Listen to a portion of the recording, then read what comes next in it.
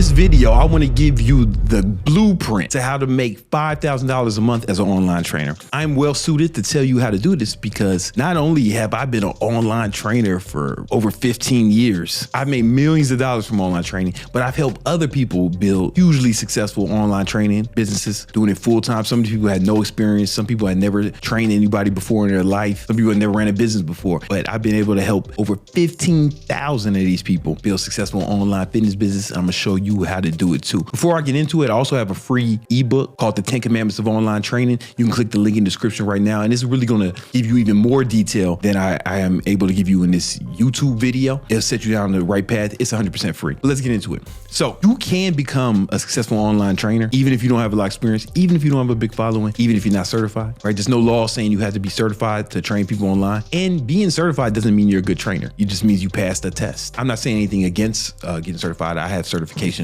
with NASM. Great. I learned a lot. I'm not speaking against education, but I don't want you to think that it's a limitation. I've helped tons of people build successful online training businesses, and they've actually helped people get great results online without ever being certified. So in this video, I'm gonna show you how to build your online fitness business, and I'm gonna show you how you can get great results for your clients, because that's really what's important. If you don't get great results for your clients, then you are a scammer. So a lot of times when people say, you know, man, I wanna be an online trainer, but they say that fitness industry or the online fitness industry is oversaturated. They're both right and wrong. Let's say this represents all trainers. How many trainers do you think there are online? Like how many motherfuckers with trainer in their bio on Instagram do you think there are? There are millions. You do not want to compete with all of those people. You want to stand out. And the way you do that is by having what's called a niche. So step one of becoming an online trainer is pick a niche, or niche if you are pretentious. Pick a niche. Now, when I say niche, this means something you want to specialize in. Because if you are just a fitness guy or a fitness girl,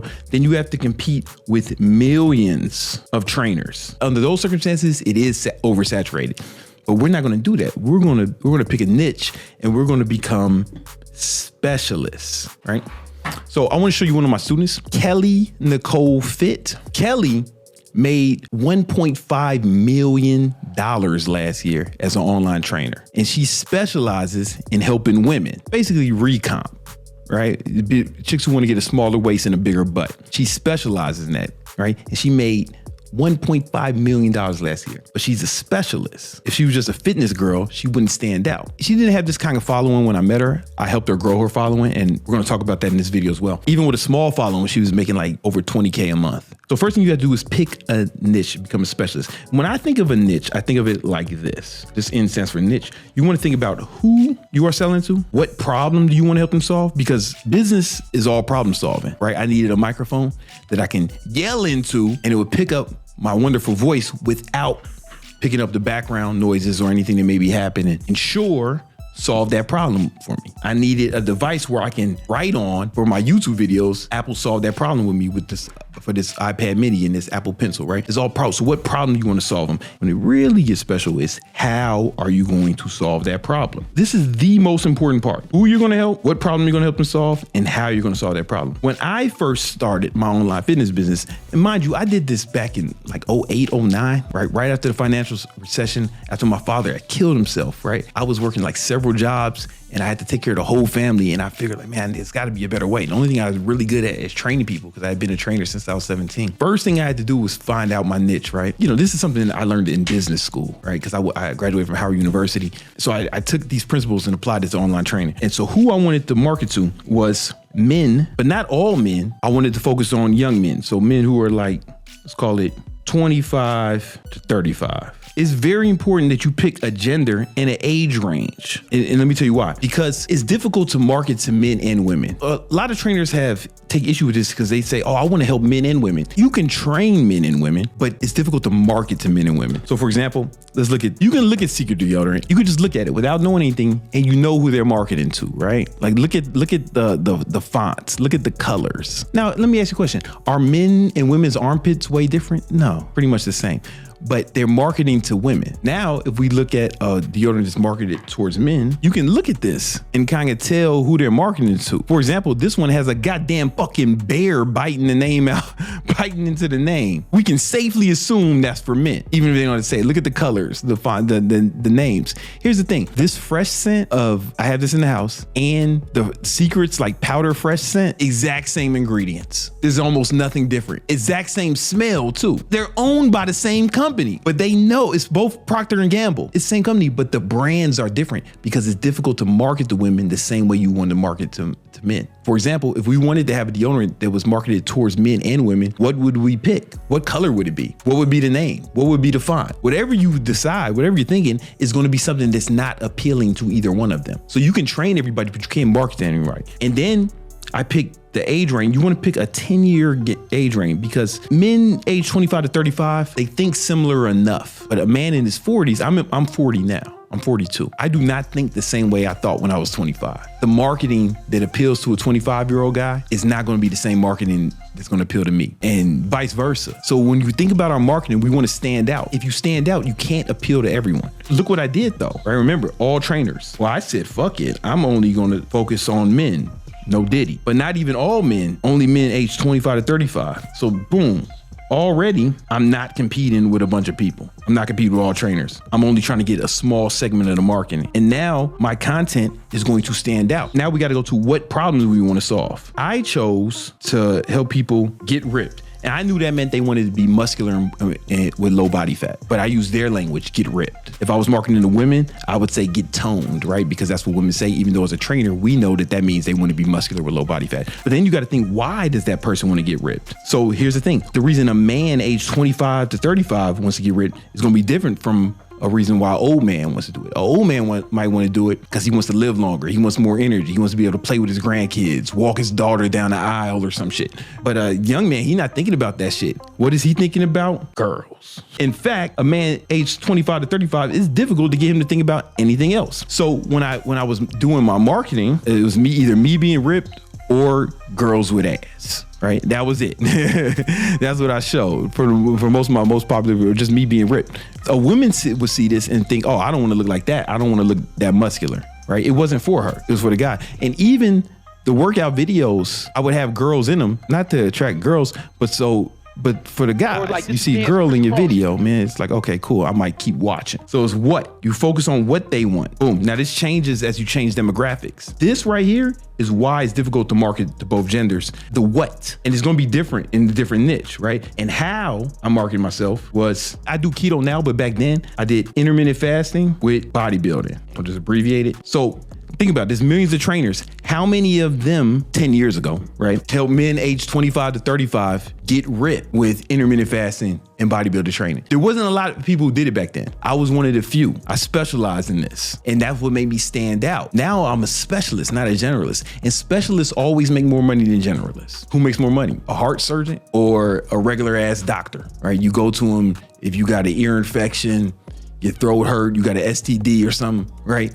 Or a motherfucker who only operates on hearts, right? The specialist. Now, even if the fucking STD doctor was like, you know what, man, I know how to operate on hearts. I wouldn't even want him to. I want a motherfucker who only operates on hearts. I want the specialist, and people want the specialist too. So imagine two trainers.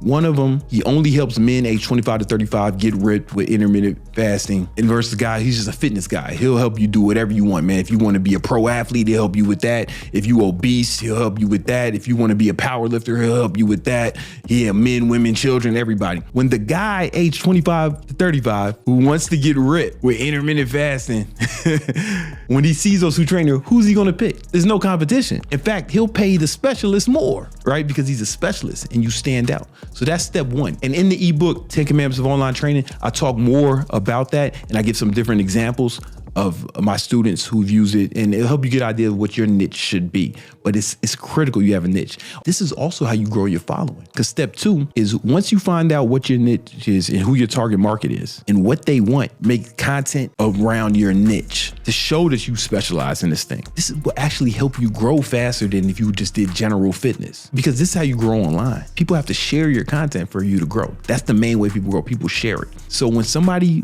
who's in your niche finds you and you post something that's helpful, what do? They share it. They show it to their friends, and they probably have friends who are like them or have the same goals and interests as them, and they share too. That's how you grow your following. That's the only real way to grow your following. Put it out really good content that people share. So you got to make content specifically around your niche and only your niche. These companies are smart. So when they do boost your shit or put it on Explore page or put it on the home page, it's not on everyone's homepage. It's not on everyone's Explore page. When they see a certain amount of people, a certain kind of person interacting with your content, it's going to show it to more people like that. So something that's on your Explore page is going to be way different than what's on my Explore page, because we're into different shit. The people who are into that is going to show on their page. If you're making general fitness shit, nobody's going to be excited enough to share it. It's not going to show the algorithm that it should show it to more people like that. The way you grow your following is actually to narrow your market. That's two. Start posting content on your niche. That's step 2. Step 3 is you want to start entering Facebook groups where your niche is. So some of you are guys thinking, I don't have a big following. That's cool, man. There are tons of Facebook groups full of people in your following. And Facebook groups, we call this group hacking. I talk about it in the book. Once you have your niche, you know what they want, then you go in those groups and you also start posting helpful content in those groups. You want to do that every day. Find as many groups as possible. There's tons of groups. You want to start posting helpful content in those groups, right? You're not telling people you want, hey, come train with me, nothing. You just posting helpful content in the groups. Step 4, you want to start DM conversations with the people who engage with that content, the people who like the content, the people who comment on it. You want to hit them up in the DMs and start conversations with them. And you don't say, hey, buy my shit. I saw you, hey, what's going on, bro? I saw you comment on my video. What fitness goals do you need help with? Something along those lines. You just start a conversation with them about their goals. You need any help with fitness, man? Or what are you struggling with when it comes to your fitness goals? You just ask questions and they'll tell you, and you just keep asking questions. I give my students a script to follow, but cliff notes are, you ask them what they're trying to accomplish with their fitness goal. Ask them what's been holding them back. You can give them some advice, then you invite them to get on Zoom with you. This is where you sell them. We're not going to sell in the DMs. We're going to start conversation in DMs and then get them on a Zoom call. This is why I teach all my students who are making a bunch of money. And on a Zoom call, it's better if you have a sales script. I don't have time to go into it now, but you can get a sales script from anywhere. You can learn sales. And basically, you're going to ask them questions about what they're struggling with, what their problems are again. And then you're going to tell them what they need to do to accomplish the goal. Then you're going to ask them if they want some help with that. And most of them will say, yeah, they don't want to do it on their own, right? They've been trying to do the shit on their own because they know what to do, but they need help. They don't need more information. They need help staying accountable. And when they say yes, you're going to tell them how you help them. You're going to tell them how you're going to give them a custom diet plan, custom workout plan. But most importantly, you're going to keep them accountable. You're going to check on them every day to make sure that they actually follow the plan. Make sure that they actually follow the diet. This is step 6, yeah. Just set up a Google sheet with their workout plan, their diet plan, and have them fill it out. Have them fill out their macros every day. Have them fill out the workouts every day, what they did. And you check on them every day. You need to hit your clients up every morning. And if they did follow the workout plan, and you say, yo, congratulations, man. Yo, great job. Let's keep up that momentum. If they did not follow the workout plan, or they did not track it, then you say to them, hey man, what happened yesterday? What can we do to get you back on track? What you want to do is you want to give them positive reinforcement when they do something right and negative reinforcement when they do something wrong. And what's going to happen is you're going to be training them, but not just training them like the way you think about training as a trainer. I mean training them the way you train them as a pet, because that's how we train pets. I don't have a pet, but I assume that's how you guys train your dogs. They do something right, you give them a treat, but it's all from the positive reinforcement. When they do something you don't want, like, chew up a shoe, bite the baby, piss on the girlfriend, I don't know, right? Yeah, then you give them negative reinforcement. You hit them with a newspaper, spray them with water, pistol whip them. I don't know how it works. But the negative reinforcement, they learn not to do it. We're going to do the same thing with humans, right? Because it works with humans too, positive reinforcement. And then they're going to get in the habit of actually tracking their diets and tracking their workout plan. Here's the beauty of it. You don't even have to give them a good plan. It's better if you gave them a good plan. And I teach my students how to give them good plans. But anything will work, especially if it's a motherfucker off the street, like anything will work, right? We're not training people to be an Olympian. Here's a study by Duke University. They had a bunch of fat boys. All they had them do was track their fucking macros and calories in MyFitnessPal for 3 months. They didn't give them no workout plan, no diet plan. They didn't have them in a caloric deficit. They didn't tell them to do intermittent fasting, keto, vegan, none of it. This is just track your fucking calories, fat ass, right? And guess what happened? Over the course of those 3 months, they lost on average 5 pounds with no plan, because just the mere act of tracking people actually lose weight. Now you can give them a better plan than nothing. Like these science nerds gave them nothing and they lost weight.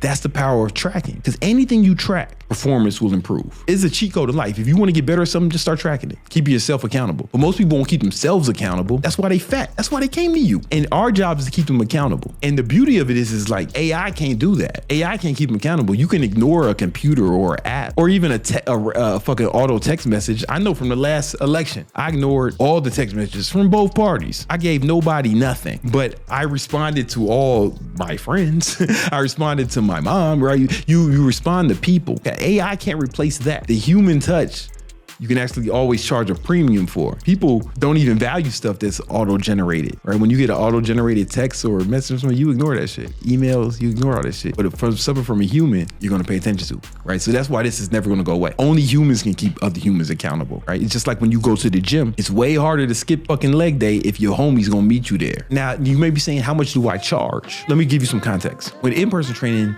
the average trainer at the average gym in America charges $100 per session. Some places charge a lot more, like Equinox is like $250 per session. So if they see that person 3 times a week, that's $750 per week. But the average is 100, which means if you see a trainer 3 times, that's gonna be $300 per week. So every time you see someone in the gym training with a trainer, they're paying somewhere around that price. The thing is, the trainer is only gonna focus on working with them for that hour they're in the gym. But now that means they got 23 other hours today to fuck everything up, to fuck up their sleep, and to fuck up their diet, the most important part. The diet's the most important part. I remember this when I was an in-person trainer. There was some people, no matter how much I trained them, they wouldn't lose weight. And I was a good trader. Then I noticed that there was aerobic instructors, a few aerobic instructors at the gym. Their job was cardio. These motherfuckers sweating like a whore in church all day in the cardio room. And they were still like had bellies and shit. That's because you can't out train a bad diet. You can out diet bad training. People would think, man, online training is not good because I can't work with their form and I can't fix their form. Fuck that shit. The most important part is the diet. So what I started doing, and this is what I suggest you do, is you give them the workout plan. And if you're super fucking concerned about their form or some shit, then you can have them film themselves or something. They're gonna do it on their own. They're gonna follow the diet on their own, but we need to make sure they're tracking and make sure they keep it. We gotta be meticulous about them adhering to the diet plan. They were gonna, especially because it's the first time